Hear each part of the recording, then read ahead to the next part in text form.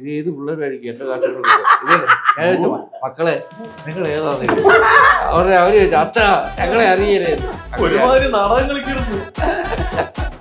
ഈ നാടകമൊക്കെ കണ്ടിട്ടാണോ ഒരു ഇഷ്ടമൊക്കെ തോന്നിയത്? അല്ല, പിന്നെ എന്താ കാര്യം പറയൂ. അതെന്തായിരുന്നു ആ കഥ? ഞാനെല്ലാം പറയും, തുറന്നു പറയും.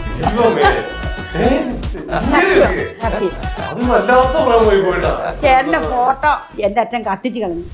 പിച്ച് കീറി ആ നാറിയെ കെട്ടണ്ടെന്ന് പറഞ്ഞു. അടുപ്പിച്ച് നോക്കുമ്പോൾ 2 കണ്ണ് കിട്ടി. അത് വെച്ച് ഞാൻ കരഞ്ഞ്. എന്നിട്ട് ഞാൻ വാശിയോടെ കല്യാണം കഴിച്ചു. തന്നെ വാശി. ഇത് ശരിക്കും പറഞ്ഞാലേ കാഞ്ചനമാലയുടെ കഥേനെക്കാട്ടിയും വലിയൊരു ലവ് സ്റ്റോറി ആണ്. ഇതൊരു സിനിമയാക്കണം. ഇതൊരു സിനിമ. വെള്ളിമൂങ്ങ എന്ന് പറഞ്ഞ സിനിമയിൽ ഇദ്ദേഹം കാര്യമായിട്ട് ഡയലോഗ് ഒന്നും പറയുന്നില്ല. ഒരു ചുമ കൊണ്ട് ആൾക്കാരെ പിടിച്ചിരുത്തിയ ആളാണ്.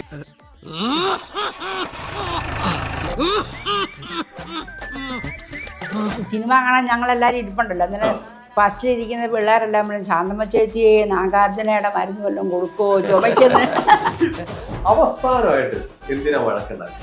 മദ്യപാനത്തിൽ ആ കമ്പനി കണ്ടത് പെണ്ണുങ്ങളുടെ ശബ്ദത്തിൽ പോലും ചേട്ടനെ വിളിച്ചിട്ടുണ്ട്. അപ്പൊ എനിക്ക് മനസ്സിലായിട്ടുണ്ട് പെണ്ണുങ്ങളുടെ ശബ്ദത്തിൽ ആരാ വിളിച്ചത്? ആരാന്ന് നമുക്കറിയാമല്ലോ. എങ്കിലും ഞാൻ ചുമയുടെ മരുന്ന് തന്നെ വേണ്ടേ? ദേഹമൊക്കെ മദ്യവെച്ച് തലയെ കുത്തി കിടന്നാലും ഞാൻ ചോറ് വാരി കൊടുക്കുന്ന. എന്റെ ദൈവം അതിനെ വലിച്ചു കൊണ്ടുവന്ന് ബോട്ടയെ കയറ്റി ബോട്ടെ സീറ്റ് എതിര് കാലിട്ട് പൊക്കത്തി അപ്പുറത്ത് വെച്ചിരിക്കുക. ആദ്യമായിട്ട് ആരാണ് ഇഷ്ടം പറഞ്ഞത്? ചേട്ടൻ. എനിക്ക് ഇഷ്ടം അവാർഡുകൾ കിട്ടിയിട്ടുണ്ടോ? ഒന്നും കിട്ടിയിട്ടില്ല. ഏറ്റവും വലിയ അവാർഡായി കിട്ടിയത് കരിങ്കല്ലാണ് കരിങ്കല്ലാണ് നെഞ്ചിലെന്നേ. അപ്പൊ നമ്മുടെ കോട്ടയം പുരുഷൻ ചേട്ടൻ എന്താ അദ്ദേഹത്തിന്റെ ഭാര്യ നമ്മുടെ ശാന്തമ്മ കുട്ടിയാണ് നമ്മുടെ കൂടെ ഉള്ളത്. അപ്പൊ നമുക്ക് അങ്ങോട്ട് കുറച്ച് വിശേഷങ്ങൾ ചോദിക്കാനുണ്ട്. അല്ല, ഇപ്പൊ എന്താ പരിപാടി? എന്താ സിനിമയിലേക്കൊന്നും വരാത്തത്? സുഖമില്ലാതിരുന്ന വരാൻ പറ്റുമോ? കുറച്ച് ഒരു സർജറി ഒക്കെ കഴിഞ്ഞു അല്ലേ? സർജറി കഴിഞ്ഞു. അതുകൂടാതെ ഒരു സ്ട്രോക്ക് വന്നു. അങ്ങനെ ഒരു 2 വർഷത്തോളമായി കറക്റ്റായിട്ട് സിനിമയിലേക്ക് വരാൻ പറ്റാത്ത അവസ്ഥയിലേക്ക് എത്തിയിരുന്നു. അതിനിടയ്ക്ക് ഒരു ചെറിയ സിനിമ അഭിനയിച്ചായിരുന്നു. ഈ ഗ്യാപ്പിൽ റാഹേൽ മകൻ കോര എന്ന് പറഞ്ഞ പടത്തിനകത്ത് ഒരു സീനേ ഉണ്ടായിരുന്നുള്ളൂ. അതായത് ഒരു സീൻ അഭിനയിച്ചു. ശരിക്കും വയ്യാതിരിക്കുന്ന സമയത്താണോ നമ്മളത് ചെയ്തത്? അതെ, വയ്യാതെ ഒരു ഓപ്പറേഷൻ സമയത്തല്ല, സ്ട്രോക്ക് കഴിഞ്ഞിട്ട്.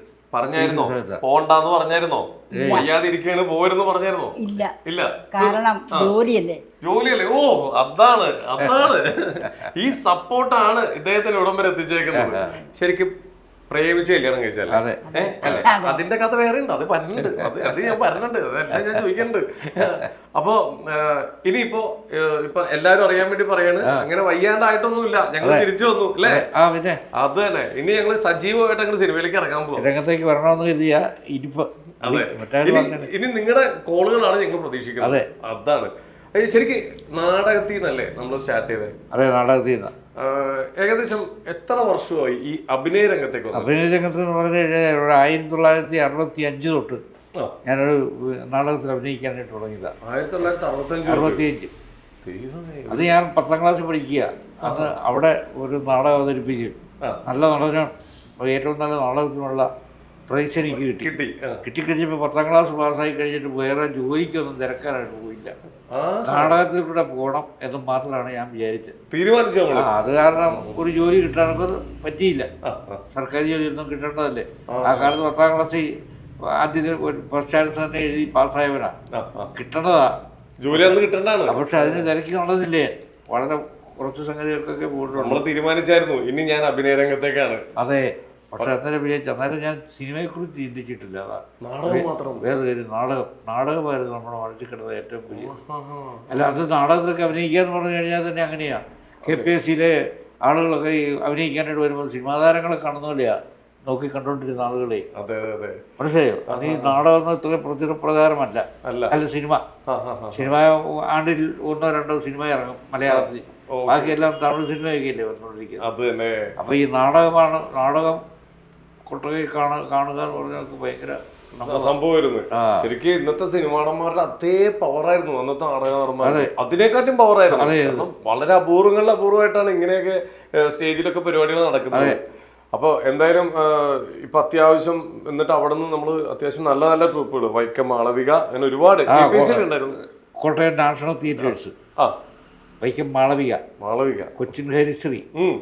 എന്ന് പറഞ്ഞ സമിതികളിലെല്ലാം അനുപമ തിയേറ്റേഴ്സ്. അതൊക്കെ കറക്റ്റ് ആയിട്ടെല്ലാം ഓർമ്മിപ്പിക്കുന്നുണ്ട്. പിന്നെ അപ്പൊ ഇതിലെല്ലാത്തിലും നമ്മൾ കറക്റ്റ് ആയിട്ട് എന്താ പറയാ ഒരുപാട് നല്ല നല്ല സമിതികളിലൊക്കെ നമ്മൾ നാടകം അവതരിപ്പിച്ചിട്ടുണ്ട്.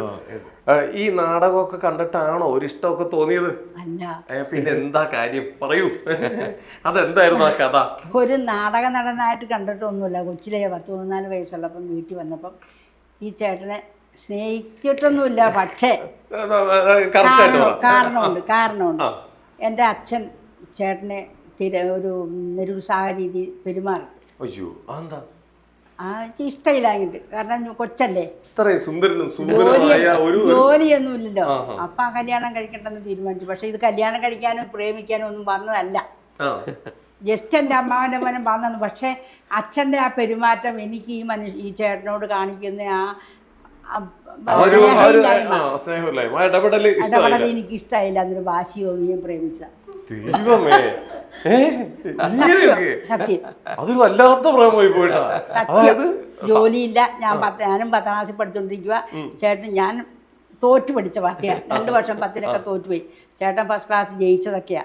പക്ഷെ പുള്ളിക്കാരൻ്റെ കൂട്ടുകാരനോട് ഇത് ഞാൻ പറഞ്ഞോട്ടെ തുറന്ന്, കൂട്ടുകാര് 2 പേരും കൂടെ വീട്ടിൽ വന്നപ്പം ചേട്ടൻ നല്ല സുന്ദരനും സുമുഖനും ഒക്കെ അല്ലേ. പക്ഷെ കൊച്ചല്ലേ.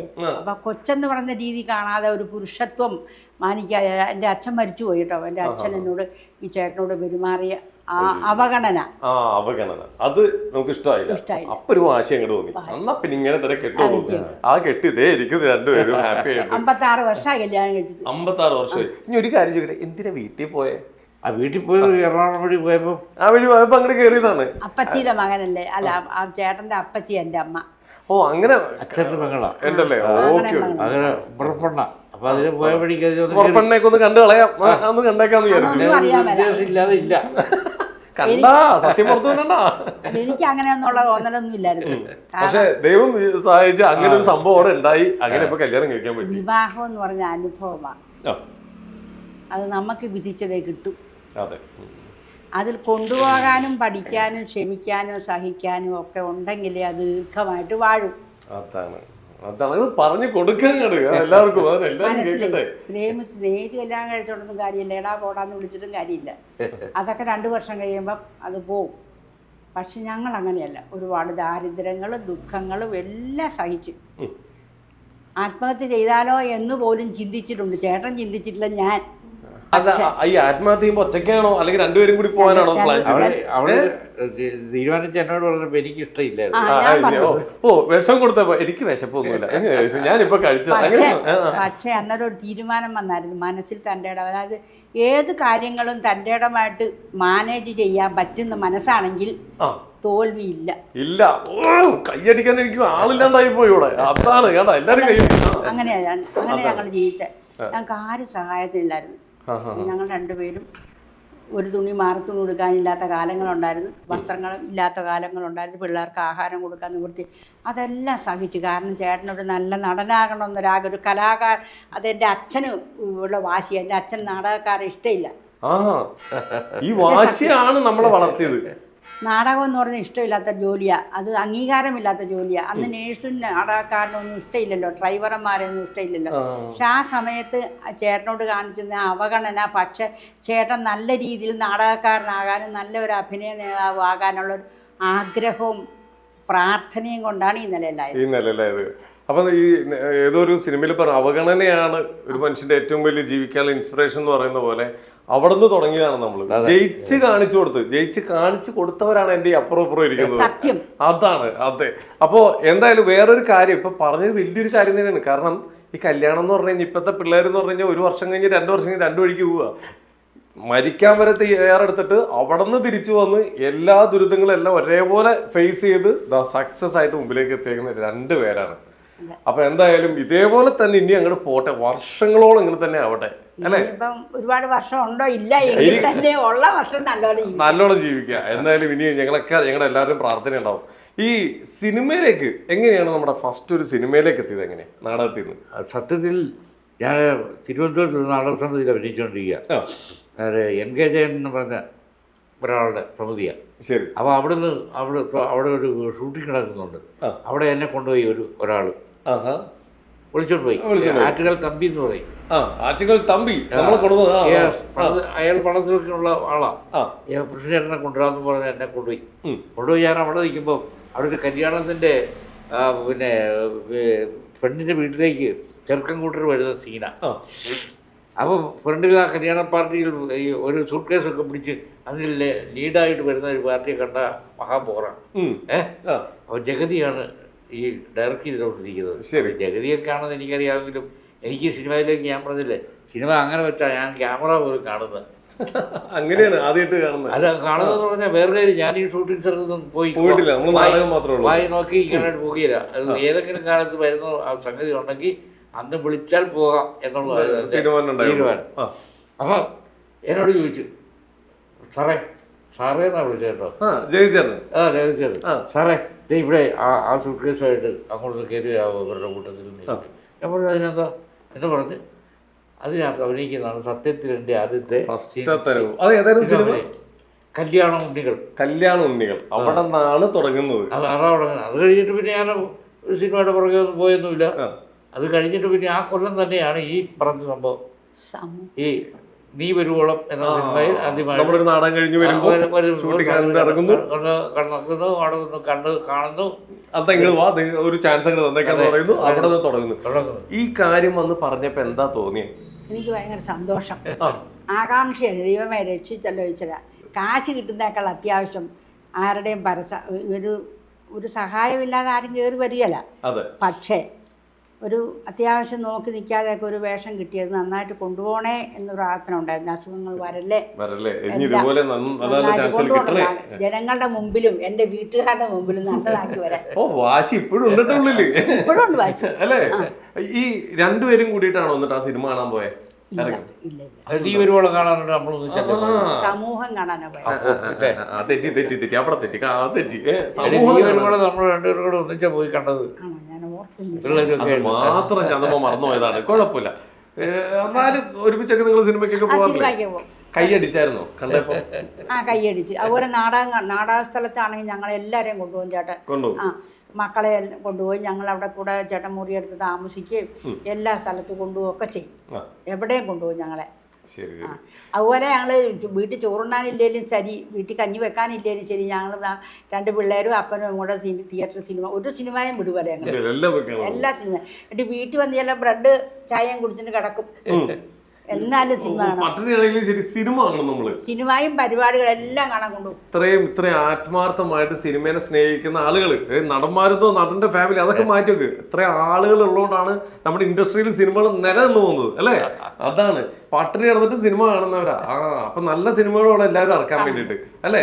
സത്യന്റെ സിനിമ എങ്ങനെയാലും ഓടിപ്പോവും. അതെ, നടന്നാണെങ്കിലും പോയി കാണും. എനിക്ക് ഏറ്റവും ഇഷ്ടപ്പെട്ടൊരു കാര്യം എന്ന് പറഞ്ഞു കഴിഞ്ഞാൽ വെള്ളിമൂങ്ങ എന്ന് പറഞ്ഞ സിനിമയില് ഇദ്ദേഹം കാര്യമായിട്ട് ഡയലോഗ് ഒന്നും പറയുന്നില്ല. ഒരു ചുമ കൊണ്ട് ആൾക്കാരെ പിടിച്ചിരുത്തിയ ആളാണ്. എനിക്ക് ഇപ്പോഴും അത്ഭുതമാണ്. ഡയലോഗ് എന്താന്ന് വെച്ച് കഴിഞ്ഞാൽ, ഇപ്പൊ പുരുഷൻ ചേട്ടൻ അറിയണെങ്കിൽ അതാ നന്നായിട്ട് ചുമച്ചുകൊണ്ടിരിക്കില്ല വീടിന് മുമ്പത്തിരുന്ന്, ആ ചുമ കൊണ്ട് ആൾക്കാരെ പിടിച്ചിരുത്തിയ ആളാണ്. അതൊക്കെ ഒരു ചെറിയ കാര്യമല്ല, അത് എക്സ്പീരിയൻസ് അല്ലേ?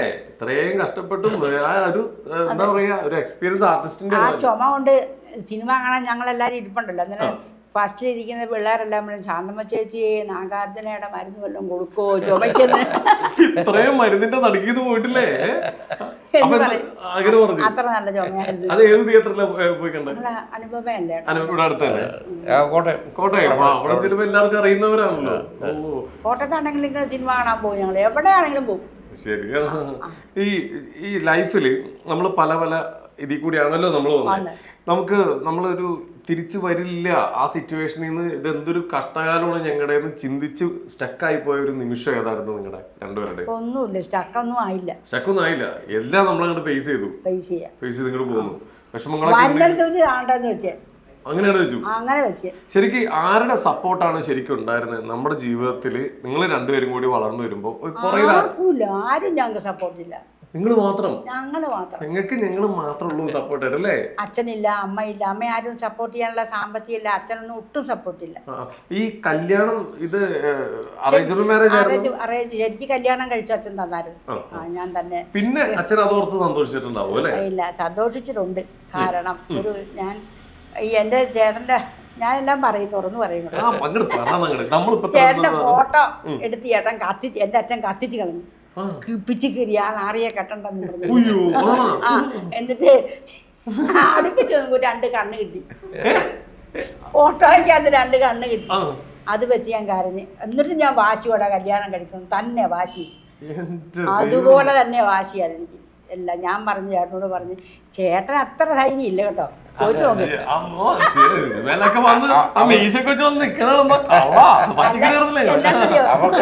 എന്റെ മക്കള് കേട്ടോട്ടെ, കുഴപ്പമൊന്നുമില്ല. ഞാൻ അഭിമാനത്തോടെ പറയുന്ന കാര്യം. അപ്പൊ ചേട്ടന് കല്യാണം കഴിക്കാൻ സാമ്പത്തികം ഇല്ലല്ലോ, അപ്പൊ എങ്ങനെയാ എന്നെ കൊണ്ടുപോയി ബുദ്ധിമുട്ടണ്ടേ? ചേട്ടൻ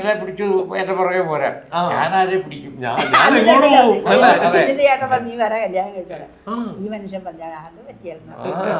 പിടിച്ച പിടിയാലേ കെട്ടുക ഇതാണ്, കണ്ടോ, ഇതാണ് അല്ലെ. ഇത് ശരിക്കും പറഞ്ഞല്ലേ കാഞ്ചനമാലയുടെ കഥേനെക്കാട്ടും വലിയൊരു ലവ് സ്റ്റോറി ആട്ടെ. ഇതൊരു സിനിമയാക്കണം, ഇതൊരു സിനിമയാക്കണം. കല്യാണം കഴിക്കുന്ന അന്ന് തന്നെ ഇവിടെ വന്ന് എൻ്റെ ഏട്ടൻ്റെ അമ്മയൊക്കെ ഞങ്ങളോട് എതിരായിരുന്നു. ആരും ഞങ്ങൾക്ക് സപ്പോർട്ടില്ല. കല്യാണം നാണിക്കാനൊന്നുമില്ല. ഞാനത് പറയാനുള്ള, സമൂഹത്തിനോട് പറയാനുള്ളത്, സ്നേഹിച്ച് കല്യാണം കഴിച്ചാലും അറേഞ്ച്മെന്റ് കല്യാണം കഴിച്ചാലും ഭർത്താവാന്ന് മനസ്സിലാക്കണം. ആണാണെന്ന് മനസ്സിലാക്കണം. എത്ര സാമ്പത്തികം ഉണ്ടെങ്കിലും എത്ര സൗന്ദര്യം ഉണ്ടെങ്കിലും തെറ്റായിട്ട് തന്നെ കണക്കാക്കരുത്. ഞാൻ പറഞ്ഞാൽ ഇതെല്ലാം ഉണ്ടെങ്കിലും ഒരു സ്ത്രീക്ക് ഒരു പുരുഷനെ വിദ്യാഭ്യാസം കൊണ്ടും ജോലി കൊണ്ടും കവർ ചെയ്യാം. പക്ഷെ ഒരു പുരുഷനെ കവർ ചെയ്യാൻ പറ്റിയല്ല. ആത്മാർത്ഥമായ ഒരു പുരുഷനെ, രാത്രിക്ക് പുരുഷന് പോകാം, സ്ത്രീക്ക് പോകാം. നിയമങ്ങളെല്ലാം ശരിയാ പാതിരാത്രിക്ക്, പക്ഷെ പോകാൻ പറ്റുമോ? അപ്പൊ അതൊന്നും മനസ്സിലാക്കണം. സ്ത്രീകളൊരു സമൂഹത്തോട് മനസ്സിലാക്കേണ്ടത് സ്ത്രീയും പുരുഷനും തുല്യ അവകാശമാണ്. തുല്യ വേതനം കിട്ടും, തുല്യ അവകാശമുണ്ട്, തുല്യ രക്തമാണ്. പക്ഷേ സ്ത്രീ ആദ്യം തന്നെ മനസ്സിലാക്കണം, പുരുഷനെ ബഹുമാനിക്കുകയും സ്നേഹിക്കേണ്ടവർക്ക് സ്നേഹിക്കുകയും കൊടുക്കേണ്ടവർക്ക് കൊടുക്കുക എല്ലാം ചെയ്യണം. സ്ത്രീ ഭർത്താവിനെ എല്ലാവരും അതെ, അമ്മയായിട്ടും സഹോദരിയായിട്ടും എല്ലാമായിട്ടും കണക്കാക്കണം നമ്മൾ പരസ്പരം. ജീവിതം എന്ന് പറഞ്ഞാൽ പക്ഷേ അത് പന്താടുന്ന പോലെ ആടിക്കളയാനുള്ള അല്ല. ഒരു കാര്യം ചോദിക്കട്ടെ, സിനിമയിൽ അവാർഡുകൾ കിട്ടിയിട്ടുണ്ടോ? ഒന്നും കിട്ടിയിട്ടില്ല. ഏറ്റവും വലിയ അവാർഡായി കിട്ടിയത് ഇത് മതി, ഇതിനെക്കാട്ടും വലിയ അവാർഡ് എനിക്ക് കിട്ടാനൊന്നുമില്ല. അവാർഡ് കിട്ടാത്തതിൽ വിഷമിക്കൊന്നും വേണ്ട. അല്ല, ഇത് തന്നെ ദൈവം. ഇപ്പൊ ഞങ്ങൾക്ക് ചേട്ടന് 78 വയസ്സായി, എനിക്ക് 77 വയസ്സായി. ഞങ്ങൾ ഇന്ന് വരെ സന്തോഷത്തോടെ ജീവിക്കുന്നു. ഇന്ന് ഉച്ചയ്ക്ക് നാട്ടുകാർ അവിടെ ഒരു പെണ്ണ് പറയും, എപ്പം നോക്കും രണ്ടുപേരും കയ്യെ പിടിച്ച കാലെ പിടിച്ചാ പോകുന്നത്. പക്ഷെ അങ്ങനെയാ പോകുന്നത്. ഞങ്ങള് ഇന്ന് വരെ ഞങ്ങൾ വഴക്കൊക്കെ ഉണ്ടാക്കും കൊണ്ട്, ഭയങ്കര വഴക്കൊക്കെ ഉണ്ടാകും. പക്ഷെ ജീവിതത്തിൽ ഒരുപാട് അനുഭവിക്കാനുണ്ട്. ആ സ്നേഹത്തോടെ കഷ്ടപ്പാടിൽ കൂടെ അനുഭവിച്ചെങ്കിലേ ആ സ്നേഹത്തിന്റെ വില മനസ്സിലാക്കാൻ പറ്റുള്ളൂ. അതെ, ഒരു ഭർത്താവില്ലെങ്കിൽ ഒരു സ്ത്രീയുടെ ബഹുമാനം തന്നെ ഒന്നുമില്ല. വൈധവ്യം പുനർവിവാഹം എന്ന് പറഞ്ഞാൽ ഒരു സ്നേഹിച്ചൊരു ഭർത്താവ് മരിച്ചു പോയാൽ അവൾക്കൊന്നുമില്ല, മക്കളല്ല കാര്യം. മക്കൾ പിന്നെ ഉണ്ടായി. ഞാൻ കാരിദാസിൽ മാർച്ചെട്ടാത്തി ഓപ്പറേഷൻ ചെയ്യാനായിട്ട് ചേട്ടനെ കൊണ്ടുപോയപ്പം ഡോക്ടർ വന്ന് പറഞ്ഞായിരുന്നു ഓപ്പറേഷൻ ചെയ്യട്ടെ. അപ്പം മക്കൾക്ക് പേടി, എങ്ങനെ അച്ഛൻ ചത്തുപോകും, ഓക്സിജൻ കിട്ടാതെ വരും, അതുകൊണ്ട് മരിച്ചു പോകുകൊണ്ട് ചെയ്യണ്ടെന്ന് പറഞ്ഞു. ഞാൻ പറഞ്ഞു ഡോക്ടറോട്, ഡോക്ടറെ ഇത്രയും പ്രായമായിട്ട് ഞങ്ങൾ വളർന്നു ജീവിച്ചു, എല്ലാം ചെയ്ത്, എൻ്റെ ചേട്ടന് എന്ത് സംഭവിച്ചാലും എനിക്ക് സങ്കടമില്ല. പക്ഷെ എൻ്റെ ചേട്ടൻ ജീവിച്ചു വരും, സാറ് ഓപ്പറേഷൻ ചെയ്തു, ധൈര്യമായിട്ട് പറഞ്ഞു.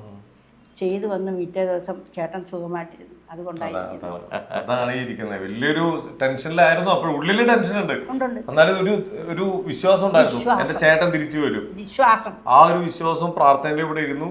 കറക്റ്റ് ആയിട്ട് എല്ലാത്തിനും ലൈഫിൽ കിട്ടിയത് തന്നെയാണ് ചേട്ടാ, പുരുഷൻ ചേട്ടാ ഏറ്റവും വലിയ അവാർഡ് കേട്ടോ. ഇനിയിപ്പോ നമുക്ക് കുറച്ച് ഇനി സിനിമയിലേക്ക് തിരിച്ചു വരാം. അപ്പൊ എന്തായാലും ഇനി സിനിമയുടെ കുറച്ച് കഥ ഇങ്ങനെ പറയട്ടെ. അപ്പൊ ഈ പറഞ്ഞ പോലെ നമ്മളിപ്പോ സിനിമയിലേക്ക് വന്നില്ല, നമ്മളിപ്പോ ആദ്യമായിട്ട് അങ്ങനെ ഒരു സിനിമയിലേക്ക് എത്തുന്നു. അത് കഴിഞ്ഞിട്ട് പിന്നെ 100-ൽ കൂടുതൽ സിനിമകളിലേക്കാണ് പിന്നെ അവിടെ ഒരു യാത്ര തുടങ്ങിയത്. ഇപ്പൊ നമ്മളപ്പോ പയ്യെ നാട്ടിലൊക്കെ അറിയാൻ തുടങ്ങി, സിനിമാടനായി മാറി. അപ്പൊ ആൾക്കാരുടെയൊക്കെ ആ ഒരു സഹകരണങ്ങളും അംഗീകാരങ്ങൾ കിട്ടി. ഇനി എന്തെങ്കിലും ഇത്രയും കാലമായിട്ട് എനിക്കത് ചെയ്യാൻ പറ്റിയില്ല എന്നൊരു തോന്നലിൽ എന്തെന്നുള്ളത്? പക്ഷേ നമുക്ക് പറ്റിയിരിക്കുന്ന കഥാപാത്രങ്ങളൊന്നും ഇതുവരെയും കിട്ടിയിട്ടില്ല എന്നുള്ള അഭിപ്രായക്കാരനാണ് ഞാൻ.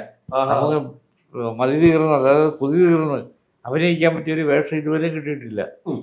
നമ്മൾ സാധാരണഗതി ചെയ്തുകൊണ്ടിരിക്കുന്ന സംഗതികളും നമ്മുടെ ശരീരപ്രകൃതി അനുസരിച്ചുള്ളൂ. ഒന്നാമത് തന്നെ ഞാനൊരു ചെറിയ മനുഷ്യൻ, ഈ വലിയ വയറോ തടിയോ ഇതൊന്നുമില്ല, ഒക്കെയില്ല, അങ്ങനെയൊക്കെ ഇരിക്കുന്ന. അപ്പം നമുക്ക് പറ്റുന്ന കഥാപാത്രങ്ങളല്ലേ കിട്ടുകയുള്ളൂ.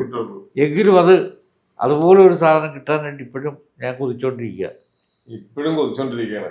അപ്പൊ എന്തായാലും ഇനിയിപ്പോ ഞാൻ പറയട്ടെ, ഇപ്പൊ ഇതുവരെ നമ്മള് ഇപ്പൊ കോട്ടയം പുരുഷൻ ചേട്ടൻ എന്ന് പറഞ്ഞു കഴിഞ്ഞാൽ നമ്മള് കാണുമ്പോ ഫ്രെയിമിൽ കാണുമ്പോൾ ചിന്തിക്കുന്നത് ഇപ്പൊ തന്നെ നമ്മളെ ചിരിപ്പിക്കാനുള്ള എന്തെങ്കിലും ഒരു സാധനമായിട്ട് ആള് അങ്ങനെയാണ് നമുക്കൊരു ആദ്യം ഒരു തോന്നല് വരും. അപ്പൊ ഇനി അതിൽ നിന്നല്ലാതെ കുറച്ച് സീരിയസ് ക്യാരക്ടർ ഒക്കെ ചെയ്യുകയാണെങ്കിൽ ഒരു നല്ലൊരു ഒരു കുടുംബത്തിൽ ഒരു അച്ഛനായിട്ടും ഉത്തരവാദിത്തങ്ങൾ അങ്ങനെ നല്ല നല്ല ക്യാരക്ടറുകൾ അത് ചെയ്യാൻ താല്പര്യമുണ്ട്. പിന്നെ അതൊക്കെ ചെയ്യാം. കോമഡി അഭിനയിച്ചുകൊണ്ടിരിക്കുന്നവർക്ക് ഏത് വേഷം ചെയ്യാൻ അറിയാം. ഏത് വേഷം ചെയ്യാൻ അറിയാം. ജഗതി ചേട്ടനായിട്ട് അത്യാവശ്യം സിനിമകൾ ഒരുപാട് സിനിമകളിൽ അഭിനയിച്ചിട്ടുണ്ട്. ജഗതി ചേട്ടന്റെ കൂടെ ഉണ്ടായിരുന്നപ്പോ കിട്ടിയ ഒരു നല്ല പാഠം എന്താണ്? നല്ല പാഠം എന്ന് പറഞ്ഞാൽ പുള്ളിക്കാരൻ എന്ന് പറഞ്ഞാൽ പുള്ളിക്കാരൻ എപ്പോഴും സീരിയസാണ്. കാര്യം കോമഡി അഭിനയിക്കുമെന്ന് വിചാരിച്ച് കോമഡി അല്ല, കൊമേഡിയൻ നല്ല പുള്ളി സീരിയസ് മാനാ. ഈ അഭിനയിക്കാനുള്ള സമയത്ത് വന്ന് കോമഡി അഭിനയിക്കുമെന്നല്ലാതെ തൊട്ടങ്ങോട്ട് മാറിയ സീരിയസാണ്. കളവള വെറുതെ പ്രസ്ഥാനം പറഞ്ഞുകൊണ്ടിരിക്കുന്നവനൊന്നുമല്ല. സീരിയസ് ആയിട്ട് അതുകൊണ്ടായിരിക്കാം പുള്ളി ചെയ്യുന്ന സാധനങ്ങൾ അത്രയും ബെസ്റ്റായിട്ട് വരുന്നത്. അറിയാവുന്നവർക്ക് കൂടുതലായിട്ട് പിന്നെ അതെ പുള്ളിയായിട്ട് കുറച്ച് സിനിമകളിൽ അഭിനയിച്ചിട്ടുണ്ട്. ശരി. ഇപ്പൊ ശരിക്കും പറഞ്ഞാൽ ഒരു ഇടയ്ക്ക് ഒരു ഗ്യാപ്പ് വരാൻ ശരിക്കും പറഞ്ഞാൽ ഇപ്പൊ പുരുഷൻ ചേട്ടൻ വന്ന വഴി വെച്ച് നോക്കുകയാണെങ്കിൽ അടുത്തടുത്ത നല്ല ക്യാരക്ടറുകൾ ചെയ്ത് ഓരോ സ്റ്റെപ്പായിട്ട് മുമ്പോട്ട് കയറി പോകേണ്ടതായിരുന്നു. പക്ഷെ ഞാൻ ഒന്നാമത് സിനിമയിൽ ഞാൻ വരുമ്പോൾ എനിക്കൊരു 50 വയസ്സിന് ശേഷമാണ് ഞാൻ വരുന്നത് തന്നെ സിനിമയിൽ വരുന്നത്. അപ്പോൾ നമുക്ക് ആ പ്രായങ്ങളിലുള്ള വേഷങ്ങളല്ലേ കിട്ടുള്ളൂ. സിനിമ വരുവാണെങ്കിൽ ചെറുപ്പത്തിലേ വരണം എങ്കിലേ അങ്ങനെ പറ്റും. പക്ഷെ പ്രായമായിട്ട് ഇപ്പൊ നമ്മുടെ ജാഫ്രേട്ടനൊക്കെ ആണെങ്കിലും ഇപ്പൊ ലാസ്റ്റ് ടൈമിൽ വന്നിട്ട് പുള്ളി കുറെ നാളായിട്ട് സിനിമയിലുണ്ട്. വൻ തിരിച്ചുവരവാണ്. അതെ അതെ അത് അങ്ങനെ ഓരോ മനുഷ്യർക്കും ഉണ്ട് ഓരോ സമയം. അതെ. അപ്പൊ സമയം ഇനി നമ്മുടെ സമയമായി വരുന്നുള്ളൂ അല്ലെ? നമ്മുടെ സമയമായി വരുന്നുള്ളൂ. ഇപ്പോഴും ഉപദേശിക്കാറുണ്ടോ എന്തെങ്കിലും കാര്യങ്ങളൊക്കെ ഇങ്ങനെ ചെയ്യൂന്ന്? ഞാൻ ചേട്ടനെ ഉപദേശിക്കാറുണ്ട്. ഇപ്പം ഞാൻ സമാധാനിക്കാറുണ്ട്. കാരണം ഇത്രയും പ്രായമായി നമ്മൾ കുടുംബജീവിതങ്ങളൊക്കെ നമ്മുടെ പിള്ളേരൊക്കെ മകൻ്റെ മൂത്ത മകൻ 2 പിള്ളേരുണ്ട്, അവർക്ക് 2 പിള്ളേരുണ്ട്. അപ്പൊ പിള്ളേരൊക്കെ ആയി ഇപ്പൊ ജോലി ഇത്രയായി എന്നാലും ആരോഗ്യമായിട്ട് ഇരിക്കുന്നില്ലേ? അത് തന്നെ ദൈവത്തിന് സന്തോഷം. നമ്മൾ ദൈവത്തിനോട് നന്ദി പറയണ്ടേ? നമുക്കെല്ലാം ഞാൻ ഇങ്ങനെ ചെയ്തിട്ടില്ല ഇതുവരെയായിട്ടും. നമുക്കൊരു ചെറിയൊരു കപ്പിൾ ചലഞ്ച് അങ്ങോട്ട് തുടങ്ങിയാലോ? ഞാനൊരു ഓരോ ക്വസ്റ്റ്യൻസ് ചോദിക്കും, 2 പേര് എനിക്ക് കറക്റ്റായിട്ട് ഉത്തരം തരാം. ഓക്കെ, റെഡി അല്ലേ? ഞാൻ പാട്ട് പാടിക്കൂല, ഞാൻ വന്നപ്പോ പാട്ട് പാടി. അവസാനമായിട്ട് എന്തിനാ വഴക്കുണ്ടാക്കി? മദ്യപാനത്തിന്. വയ്യാണ്ടിരിക്കുകയാണ്. ഇപ്പോഴല്ല, ഈ 2 വർഷമായിട്ട് വഴക്കൊന്നുമില്ല. 2 വർഷമായിട്ട് വഴക്കില്ല? 2 വർഷം മുമ്പാണ് അവസാനമായിട്ട് വഴക്കിട്ടെ? കള്ളു കുടിച്ചത് 2 വർഷത്തിന് 3 വർഷത്തിന് മുമ്പ് അങ്ങോട്ടാ. കള്ളു കുടിച്ചാ എങ്ങനെയാ? കള്ളു കുടിച്ചാൽ എങ്ങനെയാന്ന് വെച്ചാൽ ബോധമില്ല. എന്നാ കള്ളു കുടിക്കുകയില്ല. വീട്ടിൽ ഇരുന്ന് ഒരാളെ വിട്ട് കള്ളു കുടിപ്പിക്കുകയോ കള്ളു മേടിച്ചോണ്ട് കുടിക്കുകയോ ഇതൊന്നും ചെയ്യത്തില്ല. പുറത്ത് പോയി അല്ല, കമ്പനി ഒരുപാട് പേരുണ്ട് ചേട്ടന്.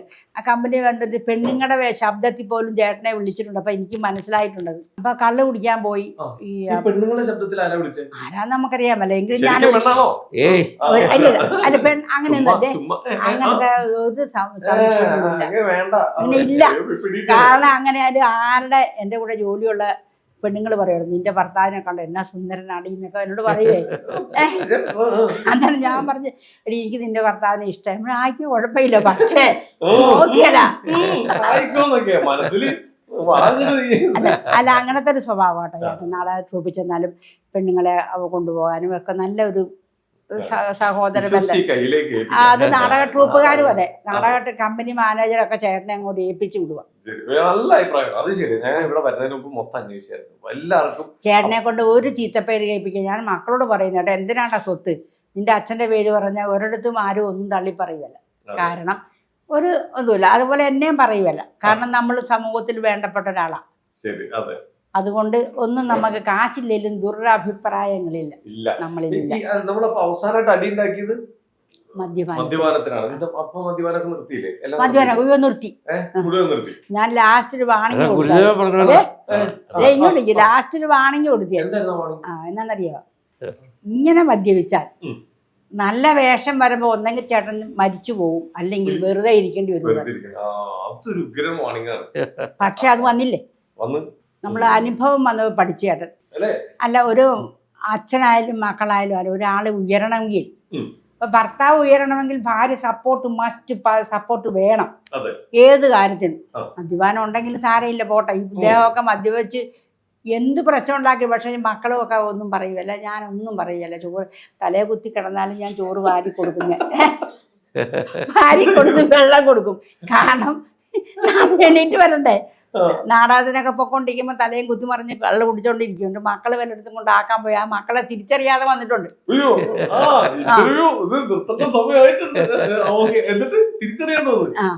മക്കളെ ഏതാന്ന് അവർ കൊണ്ടാക്കിയതാ. അച്ഛന് കൊമരോത്ത് നാടകം അച്ഛനെ കൊണ്ടാക്കാൻ നാടകം കളിച്ചോണ്ടിരിക്കുന്ന സമയമാണ്. നമ്മള് ദിവസം 2-3 നാടകം. അന്ന് 2 നാടകം. ഒന്ന് കൊമരോത്തും, അത് കഴിഞ്ഞിട്ട് തിരുവല്ലയിലാണ് ഒരു നാടകം. അപ്പം ഞാൻ ഈ നാടകം ഒന്നും മാറ്റി വെക്കേണ്ടി വന്നു. നമ്മുടെ 2 സമിതി ഉണ്ടായിരുന്നു അന്ന്. ഹരിശ്രീക്ക് ഒരു സമിതിയാണ് കളിക്കേണ്ടത് കൊമരോത്ത്. അവർ കളിക്കേണ്ടത് പിന്നെ കൊല്ലത്താണ്. അപ്പോൾ പോയി വരാനായിട്ട് അവർക്ക് പറ്റിയില്ലാത്ത കാരണം ഞങ്ങളോട് ആ നാടകം ഏറ്റെടുത്ത് കളിക്കാവൂ, ഞങ്ങൾക്ക് തിരുവല്ലയിലില്ലേ.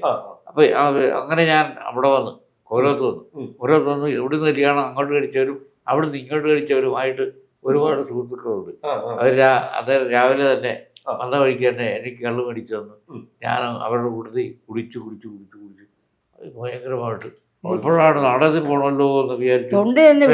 ഞാൻ വീട്ടിലോട്ട് വരുന്നത്. വീട്ടിലോട്ട് വന്നിട്ട് ഇവരെല്ലാവരോടും കൂടി എന്നെ റട്ടൊക്കെ മാറി കുളിപ്പിച്ച് ഞാനൊരു വണ്ടി വിളിപ്പിച്ച് മക്കളെ ചേട്ടനെ അനിയനെയും കൂടെ വണ്ടിയെ പിന്നെ അച്ഛനെയും കയറ്റി നീ നാടക സ്ഥലത്ത് കൊണ്ടാക്കണോടാന്ന് പറഞ്ഞ് കൊണ്ടാക്കി. ആക്കിയപ്പോഴുണ്ടല്ലോ അത് കഴിഞ്ഞ് മെഡിക്കൽ കോളേജിന് അവിടെ വരെ ചെന്ന് കഴിഞ്ഞപ്പോൾ ഇറങ്ങുക. ഇപ്പുറത്ത് നിന്ന് പിള്ളേർ 2 ഇറങ്ങി. ഞാനെന്നാലും എനിക്ക് നാടകത്തിൻ്റെ വെപ്രാളമാണ്.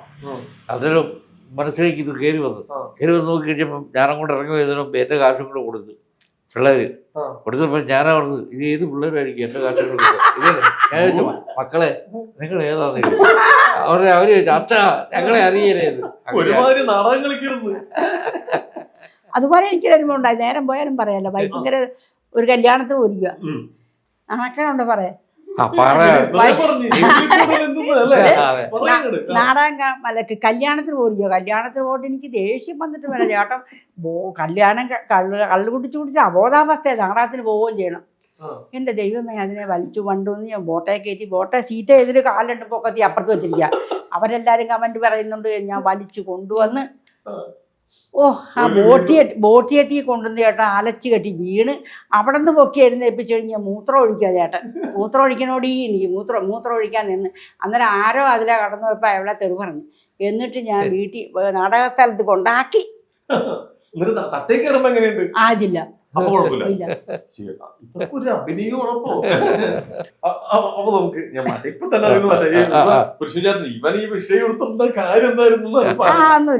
അടുത്തത് അടി ഉണ്ടാക്കിയിട്ട് എത്രത്തോളം ദിവസം മിണ്ടാതിരുന്നു? മണിക്കൂറുകൾ. ഈ പിണക്കം മാറ്റുന്നത് ആരാദ്യം? ഞാനാ.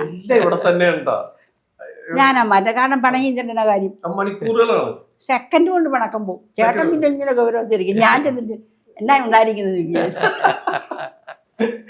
അത്രേ ഉള്ളൂ പിണക്കം. മണിക്കൂറുകൾ. അതെ. അപ്പൊ ശരിക്ക് തമാശക്കാണെങ്കിലും കള്ളം പറഞ്ഞിട്ടുണ്ടോ നിങ്ങൾ ആരെങ്കിലും? ചേട്ടൻ പറഞ്ഞിട്ടുണ്ട്. ഒരു കള്ളം എന്നാട്ടാ കള്ളത്തിനൊക്കെ പറഞ്ഞിട്ടുണ്ട്. ഏത് വേറെ സാമ്പത്തികത്തിന്റെ ഇതുമല്ല. ഇന്നർക്ക് കൊടുത്തെന്നൊക്കെ പറയുക ചുവം കൊടുക്കാറില്ല. അതിവിടെ വേറെ എന്തെങ്കിലും കാരണങ്ങൾ പറയും. ഇത്രേ ഉള്ളു കഥ. പിന്നെ ആദ്യമായിട്ട് തിയേറ്ററിൽ പോയി കണ്ട സിനിമ ഏതാ? നിങ്ങൾ രണ്ടുപേരും കൂടി ചേർന്ന് ഓർമ്മയുണ്ടോ? സത്യന്റെ പടം. ഏത് തിയേറ്ററിലാണ് പോയിട്ടുണ്ട്? ഞങ്ങള് പനമ്പാലം തിയേറ്റർ. ക്ലൂ വേണോ? ലൈഫ് ലൈൻ ഇതൊക്കെ ഓർമ്മയുണ്ട്. ഇതിപ്പോ വൈഫിന് വിട്ടുകൊടുത്ത എങ്ങനെയാണ്? ഇനിയാണ് നമ്മുടെ മെയിൻ ക്വസ്റ്റ്യൻ ഉണ്ടാവും. അതായത് ആദ്യമായിട്ട് ആരാണ് ഇഷ്ടം പറഞ്ഞത്? ചേട്ടൻ. പറഞ്ഞത്. അപ്പൊ ഇവിടെ ആരാണ് പറയണ്ട എനിക്ക് വാശി തോന്നി ഞാനങ്ങ് പ്രയോഗിച്ചാന്നൊക്കെ. അല്ല ഇതൊക്കെ ആയിക്കഴിഞ്ഞിട്ടാ. എങ്ങനെയാ പറഞ്ഞത്? അല്ല എങ്ങനെയാ പറഞ്ഞേ? അത് ഞാൻ പറയാം. ഞാൻ അത് സ്നേഹിക്കുന്നതിന് നാണക്കേട് വരണ്ട. 9ാം ക്ലാസ് പഠിച്ചോണ്ടിരിക്കുമ്പോ ഈ ചേട്ടൻ എൻ്റെ അമ്മ അവിടെ ചെല്ലുമ്പോൾ ചേട്ടൻ ചോറ്റുപാത്രം കൊടുത്തു വിടും എനിക്ക്. അപ്പൊ എനിക്ക് അങ്ങനെ ചോറ്റുപാത്രം കൊടുത്തു വിടേണ്ട കാര്യമല്ല. അപ്പൊ എന്തോ ഉണ്ട്. എങ്ങനെ ധൈര്യത്തിൽ പോയിട്ട് മുമ്പിൽ ഒന്ന് പറഞ്ഞു? പിന്നെ ഞങ്ങൾ പറഞ്ഞു എന്ത് പറഞ്ഞു? എങ്ങനെ പറഞ്ഞു? പിന്നെ എനിക്ക് ഇഷ്ടമാണെന്ന് പറഞ്ഞു. അല്ല അങ്ങനെയല്ല, ഇഷ്ടമെന്ന് പറഞ്ഞപ്പോ നമ്മള് ഇതിങ്ങനെ ഒരു മനസ്സിലുണ്ടല്ലോ, അത് ഇഷ്ടം എന്താണെങ്കിലും വരട്ടെ. ഇതെന്താ വരാത്തിരുന്നു അപ്പൊ തന്നെ ഇത് നേരത്തെ പറയണ്ടേ, ഞാൻ റെഡിയല്ലേ? അതെ. ഈ ലവ് ലെറ്റർ കൊടുക്കുന്ന സംഭവങ്ങളൊക്കെ പണ്ടുണ്ടായിരുന്നു, ഇഷ്ടം പോലെ അങ്ങോട്ടും ഇങ്ങോട്ടും കൊടുത്തിട്ടുണ്ടോ? അപ്പൊ അന്ന് ഇപ്പൊ നമുക്ക് തപാല അയക്കാൻ പറ്റൂല. തപാലയക്കൂ. അപ്പൊ വീട്ടില് പ്രശ്നമില്ലേ? ഓ, എന്റെ അമ്മ എനിക്ക് സൈഡ് ഉണ്ടായിരുന്നു. ഏത് അമ്മ എനിക്ക് ഇടയ്ക്കിടയ്ക്ക് എപ്പോഴും പറയും, എനിക്ക് എൻ്റെ ആങ്ങളുടെ മാനുണ്ടെങ്കിൽ അവൻ വരുമല്ലോ, എനിക്ക് വേറെ ആരും ഇല്ലല്ലോ. അതുകൊണ്ട് അമ്മയ്ക്കൊരു പതുക്കെ ഇതുണ്ടായിരുന്നു. പക്ഷെ അവസാനം വന്നപ്പോ അമ്മ കാല് മാറി. കാല് മാറി. ആ ഇഷ്ടമില്ലെന്ന് അമ്മ പറഞ്ഞു. അമ്മ പറഞ്ഞ അതിന് മതി, നിർത്തിക്കോ, ഇതൊക്കെ ഞാൻ അന്ന് പറഞ്ഞൊക്കെ തിരിച്ചെടുത്തു എന്ന് പറഞ്ഞു. അപ്പോഴും നമ്മളങ്ങനെ ഉറപ്പിച്ചു. ഒരു ചേട്ടനൊരു കാര്യം, ഇത്രയും നല്ലൊരു ഭാര്യയെ കിട്ടിയതിൽ അഭിമാനിക്കുന്നുണ്ട്. അതെ. അത് ഏറ്റവും കൂടുതൽ ഇഷ്ടപ്പെട്ട സ്വഭാവങ്ങൾ എന്തൊക്കെയാണ്? സ്വഭാവം എന്ന് പറഞ്ഞാൽ അവള് എന്നെ 100% സ്നേഹിക്കുന്നുണ്ട്. നോക്കണം, 100% സ്നേഹിക്കുന്നുണ്ട്. അപ്പോൾ എനിക്ക് എന്തെങ്കിലും മാനക്കേടോ അതുപോലുള്ള സംഗതികളോ വരാതിരിക്കാനായിട്ട് 100% അവള് ശ്രമിക്കാറുണ്ട്. അതുപോലെ തന്നെ സാമ്പത്തികമായിട്ടുള്ള സംഗതിയിലാണെങ്കിൽ ഇല്ലായ്മയിൽ അവിടെ എൻ്റെ കൂട്ടത്തിൽ തന്നെയാണ്. എന്നെ തന്നെ അതിന് ഉത്തരവാദിത്വം നിങ്ങളല്ലേ എന്നെ കെട്ടിക്കൊണ്ടെന്ന് ചെയ്യണോ എന്ന് പറയാറില്ല. കൂടെ തന്നെ നിൽക്കാറുണ്ട്. അതൊക്കെ ചെയ്താൽ മതിയല്ലോ. ഈ ശരിക്കും പറഞ്ഞാൽ എനിക്ക് ഒരു കാര്യം ഉറപ്പാണ്, കയ്യിൽ പൈസ ഇല്ലാത്ത ഒരു സമയത്ത് പാവം എങ്ങനെ ഞാൻ അവളോട് പറയും, കാരണം കുറെ എന്നെ ഇത്രയധികം സപ്പോർട്ട് ചെയ്യുന്നുണ്ട്, എനിക്ക് എങ്ങനെയെങ്കിലും ഒക്കെ എവിടെയെങ്കിലും ഒക്കെ ഒന്ന് എത്തിക്കണം എന്ന് ചിന്തിച്ച് നടന്നൊരു സമയം ഉണ്ടായിരുന്നില്ലേ? പല നമ്മുടെ കഷ്ടപ്പാടുകളും പറയാതിരിക്കാൻ ശ്രമിച്ചിട്ടുണ്ട്. ഈ കഷ്ടപ്പാടുകള് അവന്ന് പറയുള്ളൂ, വിഷമിക്കാതിരിക്കാൻ. പക്ഷെ കുഴപ്പമില്ല, നിങ്ങൾക്ക് രണ്ടുപേർക്ക് അതൊരു വിഷയം എന്താണെങ്കിലും തുറന്നു പറയും. അപ്പൊ പോകാതിരിക്കുന്ന എന്നാന്ന് വെച്ചാൽ വയസ്സായി നാടകത്തിനൊക്കെ പോയിട്ട് വന്നാൽ 8-10 ദിവസം കഴിഞ്ഞ് വരത്തില്ല. വന്നു കഴിഞ്ഞ് തിരക്കിയൊക്കെ പോകേണ്ട ഗതികേടൊക്കെ വന്ന് തിരക്കി പോയിട്ടുണ്ട്. ചേട്ടനെ വല്ല സുഖമില്ലെന്ന് അറിഞ്ഞ് അല്ല, പൈസ ഇല്ലായിട്ട് ഇവിടെ വന്ന് ഞങ്ങൾ പൈസ ഉണ്ടാക്കി ഞാൻ കൊടുക്കും, ചേട്ടൻ പോയിട്ട് വരാൻ പറയും. കാരണം ഞങ്ങൾക്ക് സഹായിക്കാൻ ആരുമില്ല. എനിക്ക് ചേട്ടൻ ഞാനും ഉള്ളു. ഇന്നും അതെ, ഇപ്പോഴും അതെ. ഇപ്പൊ ഈ നമ്മുടെ ഈ സ്ഥാപനം തുടങ്ങിയതാരാ? ഞാൻ. ചേട്ടൻ സപ്പോർട്ട് ചെയ്ത് ഞാൻ തുടങ്ങി. ഇത് എന്ത് പറഞ്ഞാലും അങ്ങോട്ടും ഇങ്ങോട്ട് കണക്ഷൻ വേണ്ടടാ. ഞാൻ ഇന്നൊരു വാക്കില്ല, ഞാൻ തുടങ്ങിയെങ്കിൽ ചേട്ടൻ സപ്പോർട്ട് ചെയ്തു, ചേട്ടൻ അത് ചെയ്തെങ്കിൽ ഞാൻ സപ്പോർട്ട് ചെയ്തു. നിങ്ങളുടെ ഇടയിലുള്ള ഒരു കണക്ഷൻ ഭയങ്കര. ഞങ്ങൾ രണ്ടുപേരും അറിയാതെ ഒന്നും ചെയ്യാൻ ഒരു സാധനം നോണ പറയില്ല. കാരണം നിങ്ങളോടാണെങ്കിലും തുറന്ന് സംസാരിച്ചാൽ പകുതി സങ്കടം നമ്മൾ അനുഭവിക്കണ്ട. ഇനിയിപ്പോ സിനിമയിലെ സുഹൃത്തുക്കൾ ആരാണ് ഏറ്റവും അടുത്ത സുഹൃത്താരാണ്? അങ്ങനെ എനിക്ക് പറയാനായിട്ട് ഒരുപാട് സുഹൃത്തുക്കളൊന്നും ഇല്ല. ജയറാമില്ലേ, ദിലീപില്ലേ, അവരൊക്കെ ഭയങ്കര സ്നേഹമല്ലേ? അതെന്താ, ഞാൻ ഈ വർക്ക് കഴിഞ്ഞ് നാടകം കഴിഞ്ഞ് വന്നാലും ചേട്ടൻ എന്ത് കഴിഞ്ഞ് വന്നാലും ഞാൻ അപ്പോഴെ തന്നെ എന്നാന്ന് വെച്ചാൽ ഞാൻ അത് സാധാരണ ചേട്ടൻ വന്നു കഴിയുമ്പോൾ ഞാനത് ചേട്ടന് വേണ്ടിയിട്ട് ഒരു കരുതലോടെ നിൽക്കും. വരുമ്പം ഒന്ന് കാപ്പിയെല്ലാം കൊടുത്ത് ഷർട്ടൊക്കെ മാറി ഇതെല്ലാം കഴിഞ്ഞിട്ട് ചേട്ടൻ്റെ അവിടുത്തെ വിവരങ്ങൾ തിരക്കും ഞാൻ. എന്നാ എങ്ങനെയൊക്കെയാ, എന്താണ്, ആരാണ് ചെയ്തത് അതൊക്കെ പറയും കേട്ടോ. ഒരുപാട് സപ്പോർട്ട് ചെയ്തിട്ടുണ്ട്. ജയറാമൊക്കെ സഹായം വിളിച്ചാലൊക്കെ ചേട്ടന് കിട്ടിയിട്ടുണ്ട്, ഇഷ്ടം പോലെ. ദിലീപ് പറഞ്ഞാലൊക്കെ കിട്ടിയിട്ടുണ്ട്. പിന്നെ ഉണ്ട്. അല്ല, പക്ഷെ വേറൊരു കാര്യം, നിരന്തരം വേണ്ടി ഞാൻ അവരെ ഒന്നും ഉപദ്രവിക്കാൻ, അതാണ് വേറെ. അതാണ് ഞാൻ ചോദിക്കുകയില്ല. ഒരു പ്രാവശ്യമൊക്കെ ചോദിച്ചു, അവര് വേണ്ട സംഗതി ചെയ്തു. പിന്നെ നമ്മൾ കയറി പോവാന്നുള്ളത് നമ്മുടെ കടമയാണ്. നമുക്ക് അതിനുള്ള സാധനങ്ങൾ കിട്ടാതെ നമ്മൾ എന്താ ചെയ്യും? പിന്നെ ജയറാമേ എനിക്ക് കിട്ടിയില്ല കേട്ടോ എന്ന് പറയാൻ പറ്റുമോ? പറയാൻ പറ്റിയില്ല. അവര് ആരെ വിളിക്കല, വിളിച്ച് ശല്യപ്പെടുത്തല. എന്റെ മക്കള് പറയും അച്ഛനെ വിളിക്കണ്ടേ, എടി അവരെ ശല്യപ്പെടുക, അവർക്ക് എന്നെ അറിയാമല്ലേ, പിന്നെ എന്താ വിളിച്ച് ഒരാളെ ബുദ്ധിമുട്ടിക്കല. ആർപ്പക്കരെ കടയില്ലാത്തൊരു വ്യക്തി ഈ മനുഷ്യനാണ്. കാരണം ഒരു പൈസ കടം മേടിക്കല വ്യക്തി. ആർപ്പക്കര ചേട്ടന്റെ പേരിൽ കടവില്ലാത്ത ഒരു പൈസയും കടയില്ല. കാരണം ചോറില്ലെങ്കിൽ ചോറില്ലാതിരിക്കും. ഞാൻ പിന്നെ ഇരിക്കുവല്ല, വേണമെന്നെങ്കിലും ഞാൻ മേടിച്ചിട്ടുണ്ട്. ചേട്ടൻ ഇരിക്കുവടെ, ബീഡി വലിക്കാനില്ലെങ്കിൽ ബീഡി വലിക്കുവല്ല. ബീഡി വേണമെങ്കിൽ മുറ്റത്ത് കിടക്കുന്ന വലി പുകഞ്ഞ് ഉണക്കി വലിക്കും, പക്ഷേ കടയിൽ പോകല. അത്ര ഒരു ദുരഭിമാനാണോ അഭിമാനാണോ എന്നറിയാൻ പറ്റില്ല. ചേട്ടൻ ഒന്നും കടം മേടിക്കല, ലോകത്ത് കടമുള്ള എനിക്കാ. ഞാൻ ഒരു കാര്യം ഇപ്പത്തെ അവസ്ഥയിൽ ഇപ്പൊ രണ്ടുപേരും ഹാപ്പിയാണോ? ഹാപ്പിയാ. സാമ്പത്തികത്തിന്റെ ബുദ്ധിമുട്ടുണ്ട് ഞങ്ങൾക്ക്, ഇഷ്ടം പോലെ ഉണ്ട്. ചേട്ടൻ ഓപ്പറേഷൻ കഴിഞ്ഞിട്ടൊക്കെ ഒത്തിരി ബുദ്ധിമുട്ടുണ്ട്. പൈസയൊക്കെ ചെലവായില്ലേ? ഒരു 20,000 രൂപയെങ്കിലും ഒരു മാസം മരുന്നിന് വേണം ചേട്ടന്. ഒരു മാസം സിനിമാപരമായിട്ടുള്ള സപ്പോർട്ടുകളൊക്കെ സപ്പോർട്ട് നമ്മുടെ അമ്മയിൽ നിന്ന് മാസം 5,000 രൂപ കിട്ടുന്നുണ്ട്. പിന്നെ നമ്മുടെ സാംസ്കാരിക വകുപ്പിന്റെ ഒരു 4,000 രൂപ ഉണ്ട്. അങ്ങനെ 9,000 രൂപ ഓരോ മാസവും. പിന്നെ 5 ലക്ഷം രൂപ ഓപ്പറേഷൻ ഓപ്പറേഷന്റെ അമ്മക്കാർ അമ്മയുടെ ഇൻഷുറൻസിന്റെ അതെല്ലാ വർഷവും ഉണ്ട്. 1 ലക്ഷം രൂപ 5 ലക്ഷം രൂപ ഉണ്ട്. അത് കയ്യോടെ മഹാൻ മേടിക്കുന്നുമുണ്ട്. അപ്പൊ എന്തായാലും ഒരുപാട് ഞാൻ സത്യം പറഞ്ഞാലേ ഇത് നിർത്താൻ തോന്നില്ല. നമ്മൾ ഇവിടെ ഞാൻ കുറച്ച് കാര്യങ്ങളൊക്കെ ചോദിച്ച് ചേട്ടനെ ചേച്ചിനെയൊക്കെ ഒന്ന് കണ്ട് സമാധാനത്തോടെ പോന്ന് വിചാരിച്ചാണ്. പക്ഷെ ഇത് പറഞ്ഞു കഴിഞ്ഞ് കഴിഞ്ഞാൽ ഒരുപാട് ഇങ്ങനെ പറഞ്ഞോണ്ടിരിക്കുന്നത്. ഇവര് രണ്ടുപേരും ഞാൻ ഒരു കാര്യം ഉറപ്പ് പറഞ്ഞു, ഞാൻ എന്റെ ലൈഫിൽ ഒരുപാട് ഇന്റർവ്യൂസ് എടുത്തിട്ടുണ്ട്. ഞാൻ ഇത്രയും സന്തോഷത്തോടെ എനിക്ക് അഭിമാനത്തോടെ ഇരിക്കുന്ന ഒരു ഇന്റർവ്യൂ ഇത് ആദ്യമാണ്. ബാക്കിയെല്ലാവരും ഞാൻ കുറ്റപ്പെടുന്നതല്ല, പക്ഷെ എനിക്ക് ഭയങ്കര സന്തോഷമായി. എന്റെ ലൈഫിൽ ഏറ്റവും വലിയ മൊമെന്റ്സിൽ ഒന്നാണത്. നിങ്ങൾ രണ്ടുപേരും എനിക്ക് ഒരേപോലെ പരിചയപ്പെടാൻ പറ്റിയതിൽ. ഇനി ഒരുപാട് പേരുകളിലേക്ക് രണ്ടുപേരും എത്തട്ടെ, എല്ലാ ബുദ്ധിമുട്ടുകളും എല്ലാം മാറട്ടെ. എന്തായാലും കുറച്ചു നേരം നമ്മളോടൊപ്പം സഹകരിച്ചതിന് ഒരുപാട് സന്തോഷം. നമുക്ക് ഒരു പാട്ട് അങ്ങോട്ട് പാട്ട് നിർത്താം. എങ്ങനെയുണ്ട്? പാടിക്കോ. പാടിക്കോന്ന് നമ്മള് മൂന്നര് ഒരു നാടകം പാടിയതാ. എല്ലാരും ചൊല്ലണേ കല്ലാണോ നെഞ്ചിലെന്നേ, കരിങ്കല്ലാണോ നെഞ്ചിലെന്നേ, ഞാനില്ല മേൽപോട്ടു